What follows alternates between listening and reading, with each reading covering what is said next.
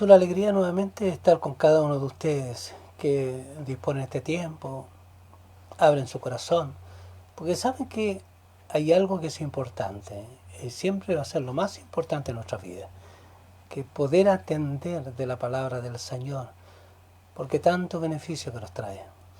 Así que usted dispóngase ahora en cuerpo, alma y espíritu, puede estar ahí presente para que el Señor le hable.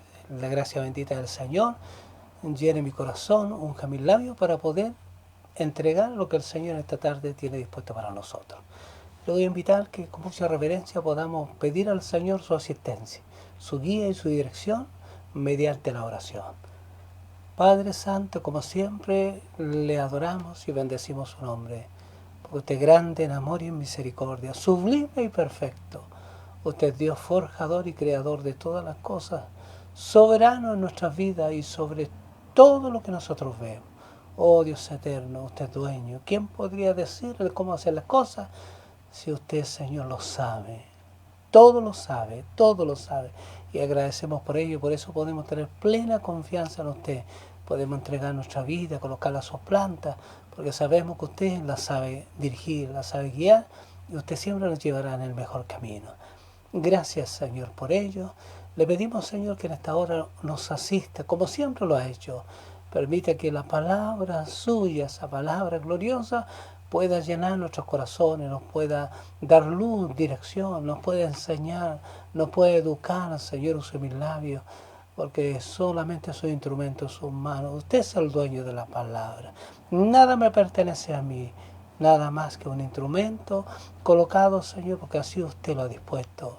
Padre Santo, ruego, Señor, que también pueda atender la necesidad de sus hijos, su pueblo, los que en esta hora, Señor, con un corazón dispuesto, contrito, Señor, se han dispuesto para poder atender lo que usted nos ha de entregar.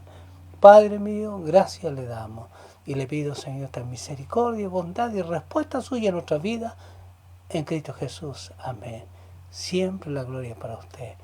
Le pido que usted me acompañe en el Evangelio de Juan, en el Evangelio del apóstol Juan, en el capítulo 3. Vamos al verso 8 de Juan 3. Dice así: el viento sopla de donde quiere y oye su sonido, mas ni sabe de dónde viene ni a dónde va. Así es todo aquel que es nacido del Espíritu. Santo sea el Señor. Lo que Jesús haría en Jerusalén cambiaría completamente, le digo completamente, la visión del pueblo de Israel, el pueblo de Dios, sobre el Mesías, el Cristo. El propósito, tal como lo dice el apóstol Pedro, dice lo siguiente: es hacer una nación santa, un pueblo adquirido para posesión de Dios, no vinculada a lo terreno, sino vinculada a las cosas espirituales. Aquí podemos desprender que cada israelita tenía un concepto del Mesías de acuerdo al entendimiento del texto. Entonces, jamás un israelita, y le digo que hasta el día de hoy jamás ha visto en ese capítulo de Isaías 53 al Mesías sufriente. Está totalmente descartado para ellos que se refiera al que ellos están esperando o al que estaban esperando en aquel tiempo cuando Jesús tiene esta conversación con Nicodemo.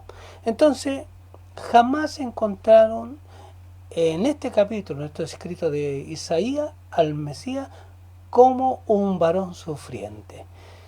Y ellos tienen un concepto muy amplio con respecto al Mesías en cuanto al lugar de su nacimiento, la vida de él, la obra de él, el propósito de Dios que tiene a través de él en el pueblo de Israel. Ellos realmente tienen esta esperanza, y la tenían en ese entonces como la tienen hasta el día de hoy, que un día vendrá ese Mesías prometido para gobernar, para reinar y para tener a su pueblo en una completa libertad, y todos los enemigos sujetados a las plantas de él. Ellos tienen esta esperanza que un día ellos serán alzados como una nación gobernante también en este mundo, donde nadie les podrá hacer frente, por cuanto ven en este Mesías un hombre valeroso, inteligente, dotado de la gracia del Señor, un hombre unido plenamente porque es enviado por Dios. Estamos hablando ungido por Dios. Entonces jamás ellos entenderían lo que era este Mesías o este Cristo sufriente. Como le digo, ellos tienen desde su nacimiento, que nacería en Belén, en una pequeña aldea, y ahí vendría el gobernador, el gobernante de Israel saldría de ese lugar. Ellos lo tenían muy claro, también sabrían que vendría de una doncella y se preocuparon mucho de aquel entonces poder guardar a sus hijas para que pudieran ser la mujer o puedan ser las niñas que Dios ocuparía para poder traer a este gobernante. Y todas estas cosas sucedieron a través del tiempo, en esa esperanza gloriosa de Israel en la venida del Mesías. Y sabían también que el nombre de él sería Emanuel, porque señalaba que Dios estaría con ellos en ese entonces directamente, guardándole, sosteniéndole, proveyéndole. La verdad que para ellos la venida del Mesías es una era gloriosa, es una nueva era, es una era dorada. Todas las cosas cambiarían de una era y pasarían a otra. Lo malo quedaría atrás y vendría todo lo glorioso, todas las cosas benditas vendrían una vez que llegara el Mesías a gobernar.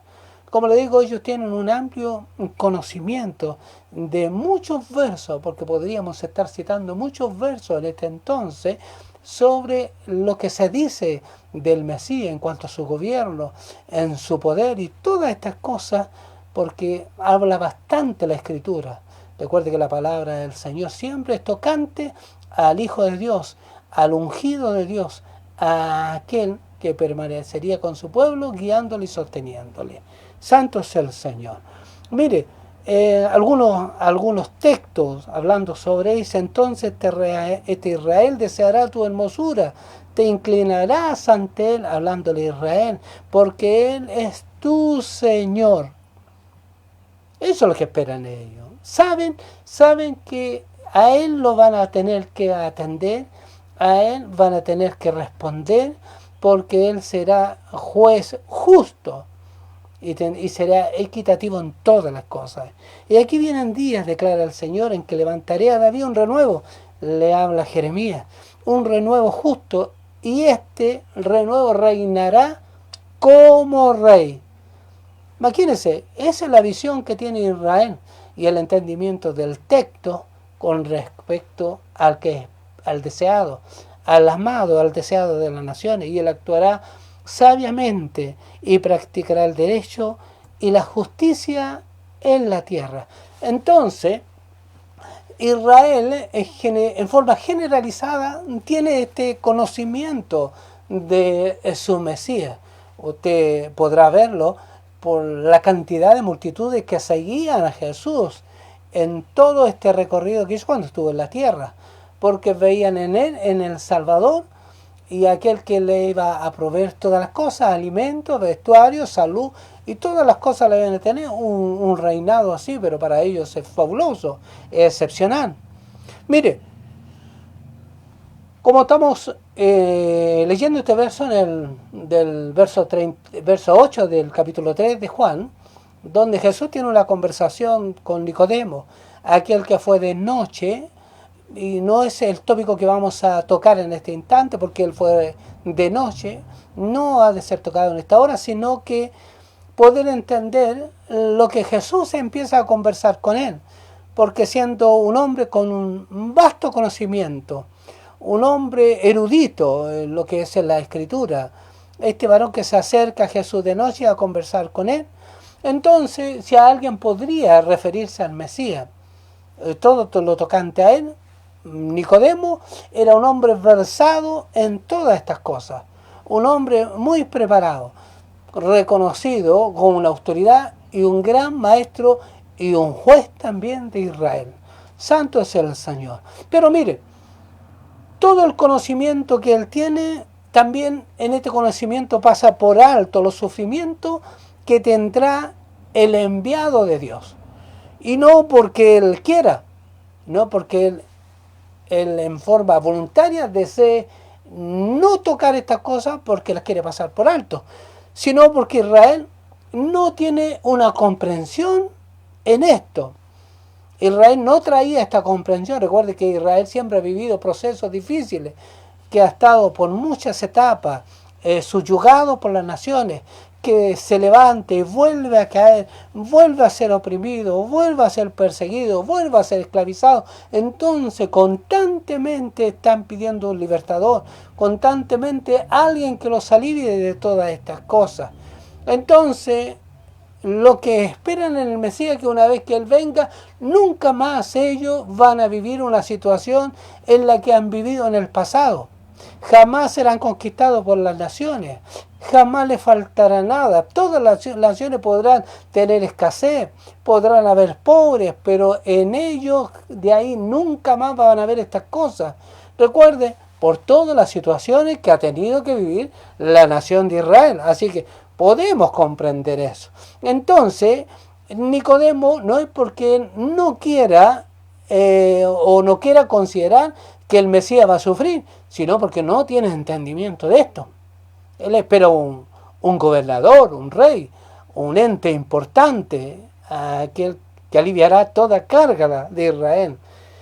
Pero aquí es donde Jesús lo sorprende. En toda esta conversación Jesús le dice que es necesario nacer de nuevo. Él, un hombre con la comprensión y el entendimiento que tiene, él razona frente a lo que Jesús está diciendo, y él da una respuesta diciendo que si es posible que el hombre pueda volver a entrar en el vientre de la madre y poder nacer, y eso no tiene nada de ilógico, porque él está razonando frente a lo que Jesús se le ha dicho, que es necesario nacer de nuevo. Entonces cuando Jesús le declara o le aclara que esto no tiene que ver con la naturaleza humana, esto no tiene que ver con el hombre, con el gen del hombre, esto tiene que ver con las cosas espirituales, porque lo de la carne, carne es y siempre va a ser carne, pero lo del espíritu, espíritu es. Y ahí donde él está analizando lo que Jesús le está diciendo, y él dice, ¿cómo puede hacerse esto? Porque Jesús le ha dicho, el que no naciere de nuevo no podrá entrar en el reino de Dios. Entonces él termina diciendo, ¿y cómo entonces se puede hacer esto? ¿Cómo puede suceder esto?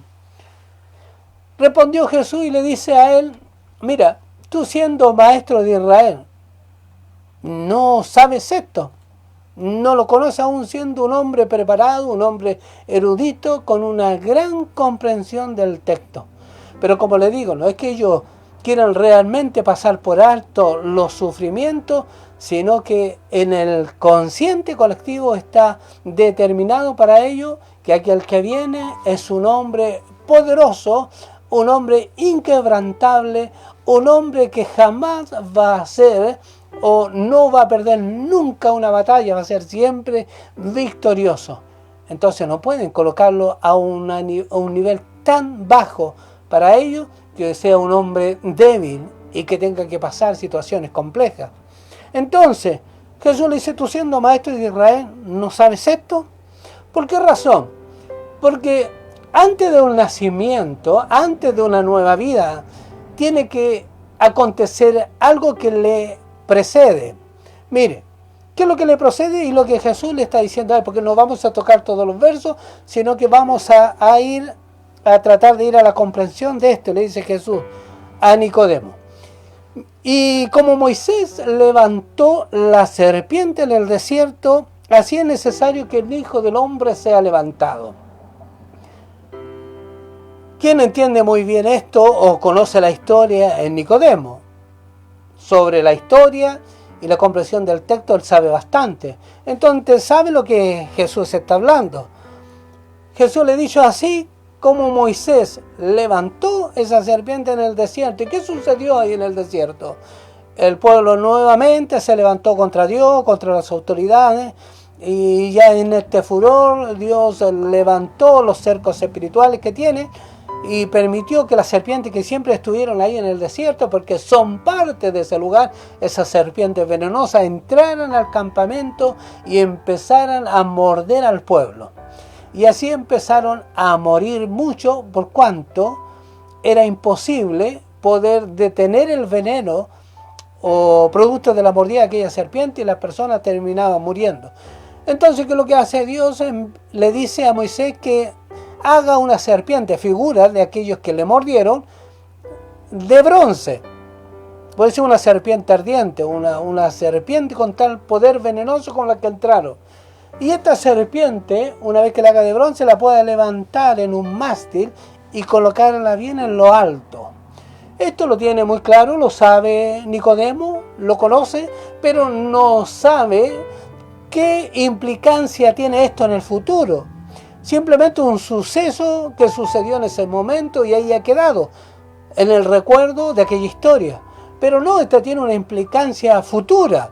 Y eso es lo que Jesús quiere aclararle a Nicodemo. Decirle que lo que ocurrió en ese entonces, qué pasó realmente ahí, es lo que ha de suceder ahora.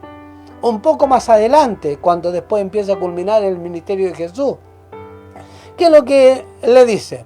Y ahora aquí es donde empieza a tener sentido todo lo que Dios hizo en el desierto.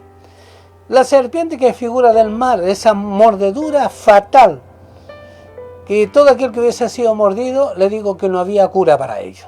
No había ninguna cura. Ahora, Israel trató de darle una explicación a esto, porque era algo absurdo, algo irreal, poder colocar la mirada en aquel objeto del padecimiento de ellos. Entonces era muy absurdo esto, que se levantara una serpiente y que tuvieran que ver o mirar, observar el objeto de lo que a ellos les sucedió, de la mordedura de aquella serpiente, mirar aquella figura, y si al mirarla ellos puedan ser curados. No era fácil de creer esto. Muchos murieron sin creer, porque no miraron. ¿Qué es lo que hicieron Israel a través del tiempo para darle una comprensión a esto de lo que hicieron en el desierto? Fue decir, lo que Dios esperaba, como la serpiente tenía que ser levantada en un mástil, ellos pudieran alzar los ojos al cielo y ahí clamar que Dios tuviera misericordia y ellos pudieran ser sanos. Entonces todos los que alzaron la mirada al cielo, no poniendo la mirada en el objeto que la serpiente, sino la mirada al cielo, fueron curados. Jesús aclara que esto no tiene nada que ver con el entendimiento que ellos le han dado. Aquí lo que ellos tenían que hacer directamente era mirar la figura de la serpiente en la cual ellos habían sido mordidos. Por eso era algo irreal, era algo absurdo, algo sin sentido, algo fuera de toda lógica y toda razón. Pero al hacerlo, ellos eran curados o perdonados completamente y quedaban sanos y no morían. Pero aquellos que no creyeron, que fueron muchos, murieron, aún teniendo el conocimiento, porque les fue comunicado que si ellos miraban a la serpiente que había sido levantada, ellos serían sanos. Pero no creyeron y murieron en esto. Y eso es lo que Jesús está diciéndole a Nicodemo. Tú que lees, tú que eres el maestro, no hay comprensión en el texto. ¿Por qué razón está esa figura? La representación del mar en aquella serpiente, en aquella mordedura, en la cual era una mordedura de muerte. Y al mirar la serpiente, ellos eran completamente curados y sanados. Así como Moisés levantó la serpiente en el desierto, así es necesario, le dice, que el Hijo del Hombre, que es el Hijo del Hombre, Jesús, sea levantado, para que todo aquel que en Él crea no se pierda, como aquellos que miraron a la serpiente, no se perdieron, fueron sanos no se perdieron, no murieron, fueron sanos. No se pierda aquel que mire al Hijo del Hombre levantado, sino que tenga vida eterna. Le está dando la comprensión del texto, porque esto hablaba del futuro. ¿Se da cuenta que esto era muy real? Nosotros ya lo vemos, ya esto es pasado, pero ellos lo estaban viviendo. Todos aquellos que experimentaron esta situación en el desierto, ellos estaban viviendo in situ toda esta situación. Entonces, si usted hubiese estado ahí, hubiese escuchado, hubiese mirado, hubiese tenido una observación panorámica, habría dicho que esto es totalmente irreal.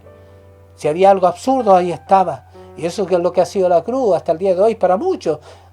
Algo muy absurdo, algo sin sentido, algo que no tiene comprensión. Santo es el Señor, aleluya. Mire, entonces, como ellos le dieron esa interpretación, Jesús le está diciendo, la interpretación que para ellos fue la más verosímil, la que entendieron y la comprendieron de esa manera, que como alzaron los ojos al cielo, Dios los sanó. Pero no fue así. Les digo que no fue lo que ocurrió en el desierto. La dirección que ellos tenían que llevar, o la forma que tenían que proceder, era de mirar la serpiente. Mirar la serpiente. Y aquí es donde Nicodemo todavía no comprende esto, porque esto tiene que preceder al evento del nacimiento. Nadie puede nacer, o no podía haber un nacimiento sin que hubiera la cruz, sin que no hubiera muerte, sin que no hubiera el sustituto, sin que no fuera derramada la sangre. No podía haber un nuevo nacimiento, porque Dios había señalado que tenía que hacer un nuevo pacto, pero algo tenía que preceder, y era lo que Jesús está diciendo. Aquella figura en el desierto ahora se hacía presente. Ahora ya faltaba no mucho tiempo para que esto ocurriera, que debía suceder, que el Hijo del Hombre debía ser levantado y debían colocarse los ojos en Él, tal como se colocaron los ojos en la serpiente, en la figura de la serpiente, en aquella figura de bronce. De la misma manera, los hombres debían mirar al Calvario, de la misma manera debían mirar la obra de la cruz, de la misma manera debían mirar al crucificado, de la misma manera, y entender que a través de esa mirada de fe en Él podían ser curados, como dice la Escritura, curados o perdonados, que es el mismo sentido. Santo es el Señor. Y como este cuadro miraba al futuro, lo podemos leer en Pedro, en el apóstol Pedro, que dice lo siguiente: porque Él estaba preparado antes de la fundación del mundo. ¿Qué estaba preparado? La obra de la cruz, los padecimientos de Jesucristo, que debía ocupar el lugar del hombre para que pudiera tener reconciliación con el cielo. Pero se ha manifestado en estos últimos tiempos por amor a vosotros. Santo es el Señor. Vuelvo a decir, Jesús le dice, así como Moisés levantó la serpiente en el desierto, así es necesario que el Hijo del Hombre sea levantado. Y muchas veces se pasa por alto esto que es muy importante como Jesús lo señaló en la cena. Le dice, usted tiene que hacerlo en memoria de mí. ¿Recordar qué? Recordar la entrega de Jesucristo, la entrega de su cuerpo, el derramamiento de su sangre. Esto debía estar constantemente recordando el hombre para no olvidar el propósito de Dios en su vida, no olvidar el objetivo, la razón de ser del hombre y de la mujer siendo salvado por la obra de Jesús en la cruz.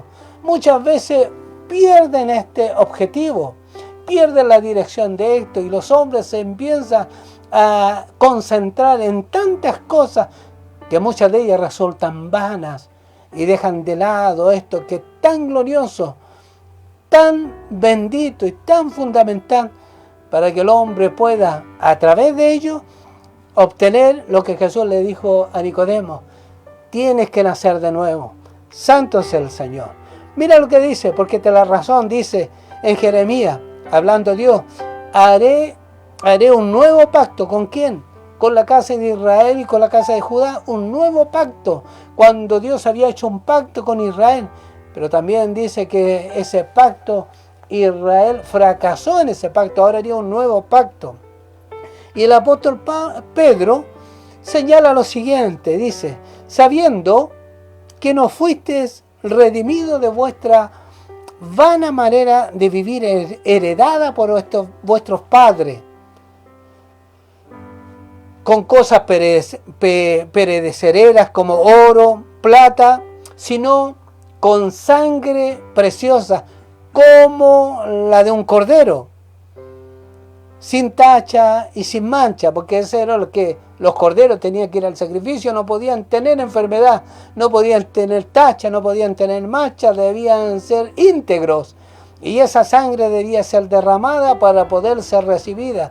Y ese cordero, de la misma manera, es señalado Jesús, sin tacha, sin mancha, sin pecado, íntegro completamente. Esa sangre derramada es la que debía expiar, la que debía dar perdón al hombre y a la mujer que miraba, tal como el hombre que miró en el desierto, el que había sido mordido por la serpiente, miró la serpiente de bronce, fue curado.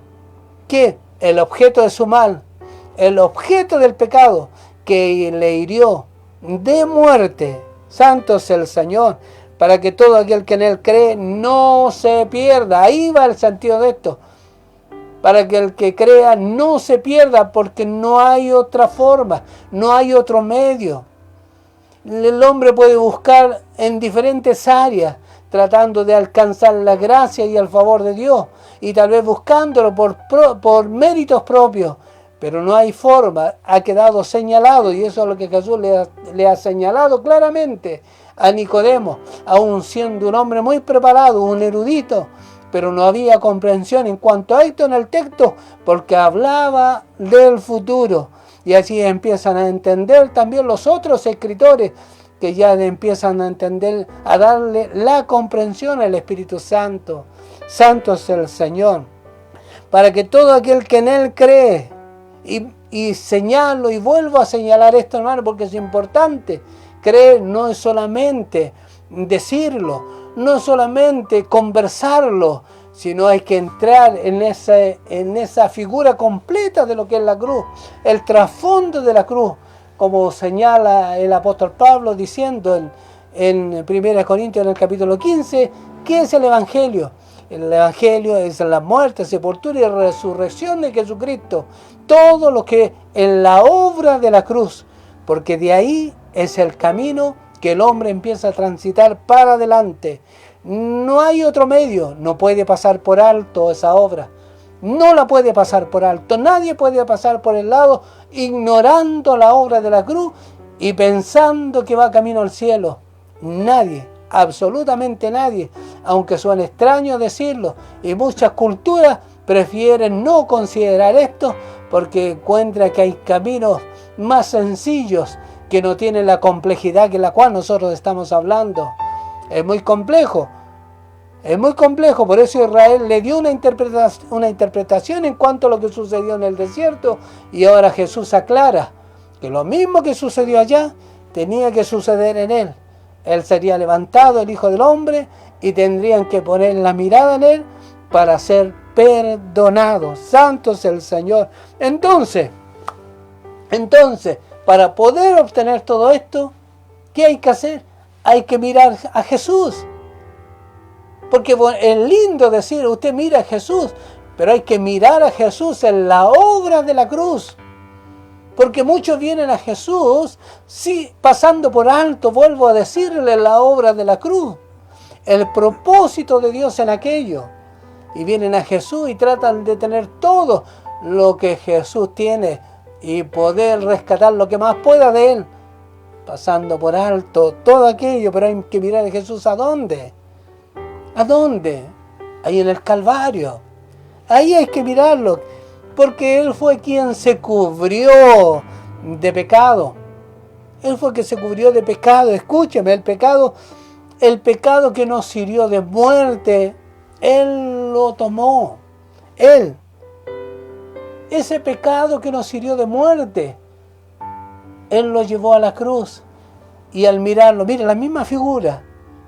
el pecado que nos hirió y nos llevó a la muerte, en la que se cubrió Jesús y lo llevó a la cruz y fue levantado.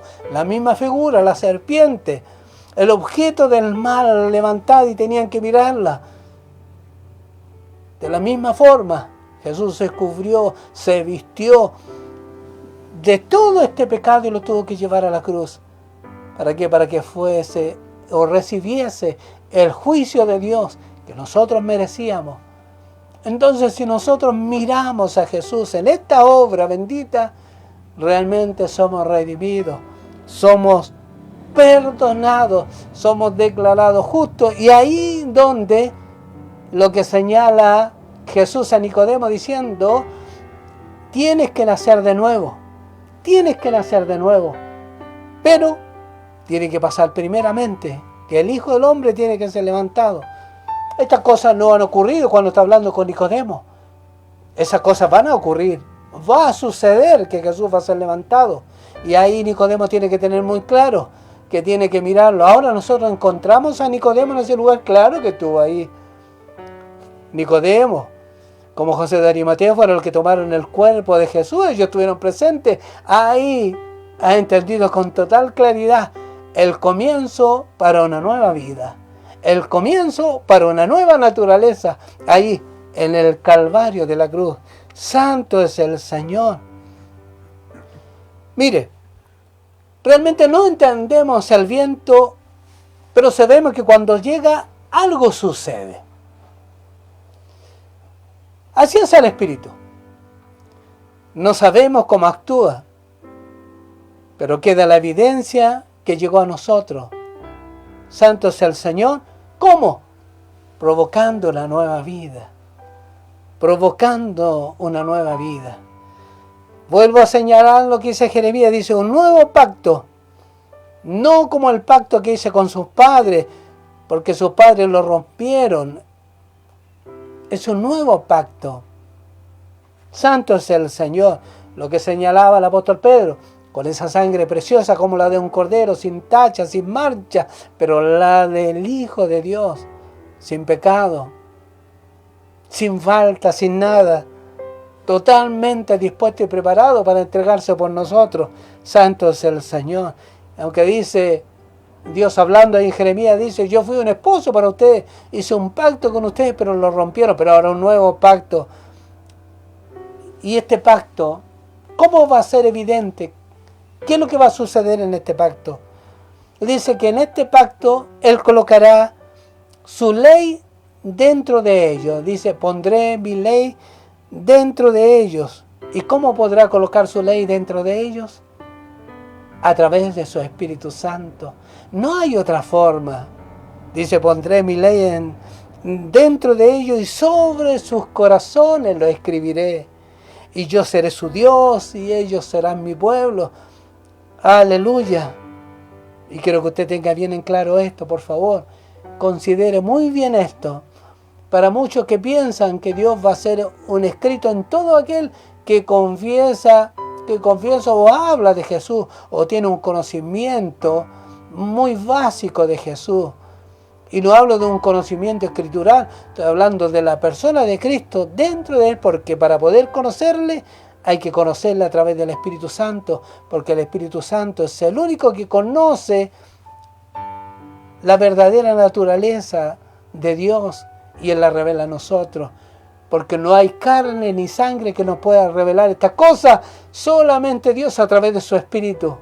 Aleluya, santo es el Señor. Entonces Él pondrá, hablando de este pacto, pondrá su ley dentro de ellos, dentro de todos aquellos que reciban, y sobre sus corazones la escribiré. Y quiero decirles, vuelvo a señalarle esto, hermano, y le doy énfasis, que Dios nunca escribirá en una naturaleza caída.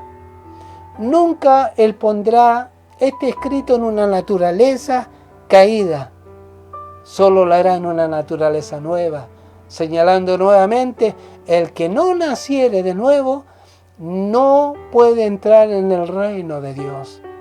Aleluya. Dios no va a escribir en una naturaleza caída. por muy noble y distinguida que esa humanidad o esa naturaleza se ve en este mundo, Dios no escribirá en ella. Como Jesús dijo, y Jesús lo dijo de esta manera: vino nuevo en odres nuevos. Aleluya, santo sea el Señor. Vino nuevo en odres nuevos. Todo lo que es del Espíritu vendrá a nosotros cuando en nosotros haya una nueva vida, una nueva naturaleza. Podremos disfrutar todo lo de Dios, todas las cosas de Dios, todas las cosas del reino de Dios, todas las cosas espirituales se podrán vivir y se podrán realmente comprender. Aleluya. Pero lamentablemente la obra de la cruz afecta al orgullo del ser humano. Porque hablar de la cruz es algo atroz. No era atroz para aquellos que estaban en el desierto, cuando se estaban muriendo dentro de una carpa, dentro de aquella casa que tenía que acompañarle en todas sus jornadas, aquella tienda. Cuando se le avisaba: tienes que salir. No bastaba con creer dentro de la tienda, que una persona dentro de la tienda dijera: sí, creo en la serpiente que levantaron y puedo ser sano. No era sano, no era sano. Sus ojos tenían que ver la serpiente de bronce, tenía que salir del lecho de muerte, aunque sea arrastrándose, tenía que colocar su mirada ahí en el desierto, colocar su mirada en aquella serpiente de bronce, y dice que inmediatamente era perdonado, curado, era aliviado su alma y su cuerpo, pero tenía que salir del lugar. No bastaba con creer ahí, porque muchos piensan que solamente con creer aquí en el intelecto, pero no en el corazón, no salen de sí para ir a ver la obra de Jesucristo. Y aquel que no sale de sí mismo para ir y ver con sus ojos, con los ojos del alma, la obra de Cristo en la cruz, no puede entrar o no puede tener, le digo, respuesta y de ser perdonado. No puede, es imposible. Muchos le dicen a otros: sí, yo creo, pero por dentro no creen, por dentro no le interesa, no le interesa. Ahí en el desierto fue evidente. Aquellos que no creyeron, murieron, porque habían sido mordidos por algo que era incurable. Murieron, pero los que creyeron, miraron, aunque sea se arrastraron, pero pusieron su fe, fueron curados. Por eso nosotros, y cada uno de ustedes, tiene que salir de sí mismo e ir a la obra de la cruz. Mirar la obra y entender lo que Jesús hizo, el propósito de aquello. Y cuando lo entiende, ahí empieza una nueva vida, una nueva naturaleza, un odre nuevo. Y todas las cosas del cielo pueden entrar en su vida. Santo es el Señor. Por eso la obra de la cruz afecta al orgullo del ser humano. ¿Por qué? Porque le dice que tiene que nacer de nuevo. Muchos creen que Dios está en deuda con ellos. Mire el sentimiento humano. Muchos piensan que Dios les debe algo, porque han considerado dar algo para una obra terrena. Piensan que Dios les debe algo. Dios no les debe nada. Nosotros somos los beneficiados del bien de Dios, pero Dios no nos debe nada. Nosotros somos los deudores. Él no nos debe nada. Así que no sientas que Dios te debe algo porque has aportado, porque has entregado. No, Dios no te debe nada. Dejó bien claro esto David dice: de lo recibido de tu mano te damos. O sea, todo lo que tienes, todo lo que llega a tu mano, toda posición que tienes, recuerda que Dios te la dio. Dios te la dio. Aunque no lo entiendas, pero Dios te la dio. Así que si das algo, es porque Dios te lo dio. Y lo recibido de su mano diste, nada más. Así que no piense que le has hecho un favor a Dios. No piense que Dios está en deuda contigo. Dios no está en deuda contigo, con ninguno de nosotros. Con ninguno de nosotros. Y ese es el sentimiento del orgullo humano. Pensar que Dios le debe algo y por ende Dios tiene que salvarlo. el camino que tome no importa. ¿Por qué? Porque Dios igual lo va a considerar por la obra que ha hecho. Muy equivocado. Muchos están equivocados en este concepto, el cual ya han enraizado en sus mentes y en sus corazones. Pero quiero decirte claramente, porque así la Escritura es categórica, que sin nacimiento nadie puede entrar en el reino de los cielos. Escucha, sin nacimiento nadie puede entrar. Nadie. Y eso lo podemos ver. Que muchas personas han alcanzado realmente un alto conocimiento de los escritos de la Biblia. Se han vuelto muy eruditos en aquello. Y tal vez pueden sentirse preparados para poder entrar al reino de los cielos por el entendimiento y la comprensión que han alcanzado. Quiero que tengan muy claro esto, hermano. O tú que estás escuchando, quiero que tengas muy claro en esto. Y te lo digo con mucho respeto. Y te lo digo también para que puedas comprender que las cosas de Dios son tal cual Dios las ha declarado y no como el hombre ha querido entenderlas. Dice claramente, Nicodemo era un maestro, era un erudito, un hombre con una gran sapiencia, pero estaba perdido. Estaba completamente perdido. Él debía experimentar un nuevo nacimiento. ¿Y cómo lo tendría que hacer? Colocando su fe en el Cordero sacrificial. Y ese Cordero sacrificial iba a ser Cristo. Porque todavía no sucede ese evento en ese entonces. Ese Cordero, ese Hijo de Hombre que tenía que ser levantado. Tenían que colocar su fe ahí para poder recién tener un nuevo nacimiento. Una vez que ese Cordero o el Hijo del Hombre fuese alzado. Aleluya. Pero tienes que entender que el conocimiento más grande es que Jesús murió por ti, murió por mí, ocupando nuestro lugar, llevando nuestra culpa, llevando nuestra carga. El pecado que nos hirió de muerte, Él la tomó sobre sí y la llevó al Calvario de la cruz. Aquello que no tenía cura para nosotros, no había nada en este mundo que nos pudiera curar de aquello. Estábamos totalmente destituidos de la gloria de Dios, muertos en delitos y en pecado. ¿Quién podría hacer algo por nosotros en este mundo? Nadie. Dice que no había ni uno solo, ni uno bueno, nada. Aleluya. ¿Te das cuenta que te afecta el orgullo del ser humano? Cuando le dice que eres un pecador y dice, no, yo no soy un pecador, yo soy una persona noble, buena, generosa, a todos le hago bien.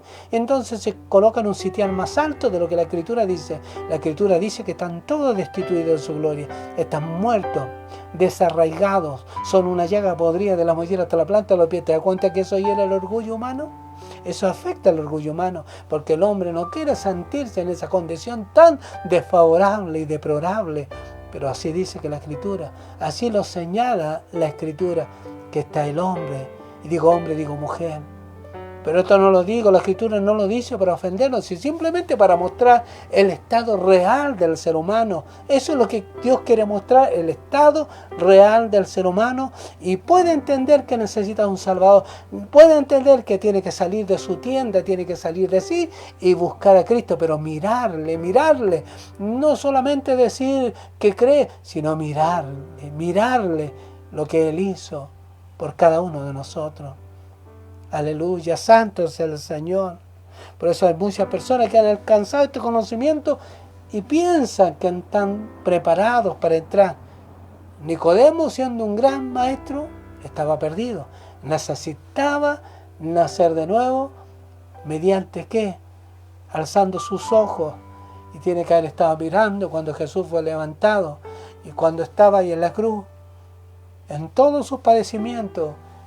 Tiene que haberlo estado observando y ahí recordar lo que Jesús le dijo. La figura del desierto ahora se hacía evidente delante de él. Ahí estaba y tenía que mirarlo. Lo miró, sí, lo miró, fue un observador de toda esa escena tan horrible, pero era necesaria porque Jesús lo dijo. era necesario, porque no había forma que el hombre pudiera ser salvo. Aleluya. Santo sea el Señor. Mira, quiero leerte algunos extractos de Isaías 53, que es la piedra de tropiezo para los judíos. Sí, te digo la piedra de tropiezo. ¿Por qué? Porque ellos no encuentran ahí al sufriente Mesías. No lo encuentran. Pero quiero leerte algún extracto. Dice en Isaías 53, en el párrafo: ¿quién ha creído a nuestro anuncio?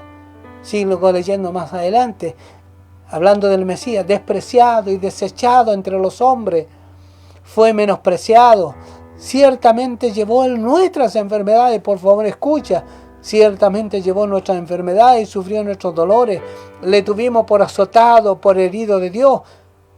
Mas el herido fue por nuestras rebeliones, molido por nuestros pecados. El castigo de nuestra paz fue sobre él, y por su llaga fuimos nosotros curados, perdonados. Mas Jehová cargó en él el pecado de todos nosotros. Él como cordero fue llevado al matadero, y por la rebelión de mi pueblo fue herido. Estoy leyendo algunos extractos. Jehová quiso quebrantarlo, sujetándolo a padecimiento, puesto su vida en expiación por el pecado. Lo cargó de nuestra culpa, lo llevó a la cruz. Jesús fue voluntariamente, ocupó nuestro lugar. Por favor, es necesario que lo tengas presente. Si tú no has nacido, si no has nacido a una nueva vida, tienes que pasar por el Calvario. Si no pasas por el Calvario, nunca vas a nacer. Nunca vas a experimentar una nueva naturaleza. Tienes que pasar por el Calvario de la cruz. No vivir los padecimientos de Cristo, sino entender la obra de Jesucristo. Entender el Evangelio. Entender el Evangelio de Jesucristo. Por eso, ahora, si tú eres una nueva criatura, debe ser evidente ver, ¿qué cosa? Tu fe por tus obras. Tal como lo señaló el apóstol Santiago. El apóstol Santiago dijo lo siguiente: yo te mostraré mi fe por mis obras. Entonces, si tienes una nueva naturaleza, una nueva vida, esa fe tiene que ser evidente por tus obras, como tú estás obrando después de este nacimiento. Entonces, si el Espíritu vino a ti, tiene que haber una evidencia. Y esto, por favor, no lo olvides, tiene que haber una evidencia. La evidencia de un viento fuerte, un viento huracanado, es una aldea destruida. Entonces, quien llega a la aldea y mira, un viento huracanado pasó por aquí, porque dejó todo en el suelo, destruyó todas las propiedades, echó abajo los árboles. Pasó un viento recio, fuerte, que dejó realmente un cambio total de la geografía. El paisaje fue trastornado, todo, porque hay una evidencia de que un viento fuerte y huracanado pasó por ese lugar.